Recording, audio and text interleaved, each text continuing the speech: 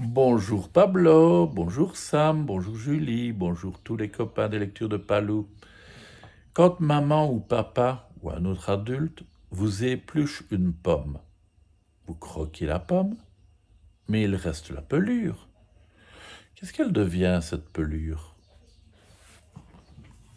Mémoire d'une pelure. On va peut-être en savoir plus. Au début, tout allait bien. J'ai grandi dans un pommier. J'entourais une grosse pomme croquante de ma belle peau rouge. Tout le monde nous remarquait, ma pomme et moi, et même qu'on nous tripotait souvent. Horreur, ce matin, ma vie bascule subitement. Une main s'approche de nous. D'un seul mouvement précis, un couteau nous sépare, ma pomme et moi. Au secours! Je crois bien que ma dernière heure est arrivée. La main me transforme en une sorte de ruban tortillé et on me jette dans une poubelle. J'ai tout de même le temps de voir des dents s'approcher de ma chère pomme et je comprends qu'elle va disparaître dans un gouffre noir sans fond. Adieu, monde cruel. J'atterris tout étourdi dans une petite boîte, puis on ferme le couvercle. Ça ne sent pas très bon ici. De plus, je ne suis vraiment pas en agréable compagnie. Juste à côté de moi, il y a un oignon qui empeste, 3 coquilles d'œufs écrabouillées, un vieux sandwich à moitié mangé, une banane ramollie et une douzaine de fraises pourries. Oh là, que se passe-t-il encore? Mes compagnons d'infortunés et moi, on nous transporte dehors. L'air frais nous fait du bien. Mais que vais-je devenir sans ma pomme au milieu de tous ces intrus? Encore une autre balade. Cette fois-ci, on nous jette dans un grand bac au fond du jardin. Je tombe sur un vieux journal mouillé, à côté d'une masse de copeaux de bois, de gazon fraîchement coupé et de pins secs. Pas moyen de respirer là-dedans. On est tous serrés comme des sardines dans cette boîte infernale. Je ne sais plus depuis combien de temps je suis enfermé. De temps en temps, le couvercle du bac s'ouvre et on jette d'autres infortunés sur nous.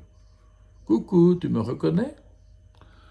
J'aperçois même le trognon de ma pomme quelque part au loin. Enfin, je crois, car rien n'est clair dans cette obscurité. Parfois, un grand bâton vient nous remuer. On est tous sans dessus-dessous. Ou encore, on nous arrose avec un jet d'eau très froide. Pauvres déchets que nous sommes, pas moyen d'être un peu tranquille. Petit à petit, je m'enfonce dans cette prison. Je ne sais plus qui je suis. Les coquilles, les fraises, le vieux pain, le papier et nos compagnons, nous sommes tous collés les uns contre les autres. Ensemble, nous nous transformons lentement en compost. Parfois, des vers de terre et des bestioles pleines de pattes nous rendent visite et ouvrent des chemins parmi nous. Ils nous donnent des nouvelles de l'extérieur. Il paraît que ce sera bientôt l'hiver. Plus rien ne bouge. Nous sommes tous frigorifiés, serrés les uns contre les autres, comme des glaçons. On attend sans savoir quoi. On perd la notion du temps. Enfin, notre prison s'ouvre. Une pelle nous ramasse avec précaution et nous dépose dans une brouette. Surprise, je ne suis plus rouge du tout. En fait, je n'existe plus comme pelure. Mes copains et moi, nous sommes devenus une belle terre noire qui sent bon les feuilles et le printemps. On nous étend autour d'un bel arbre déjà grand. Je reconnais son odeur, c'est un pommier. Une voix explique que nous allons être très utiles pour faire pousser l'arbre, car nous sommes devenus l'équivalent d'une potion magique pour tous les végétaux qui nous entourent. La voix ajoute que ce qui vient de la terre retourne toujours à la terre.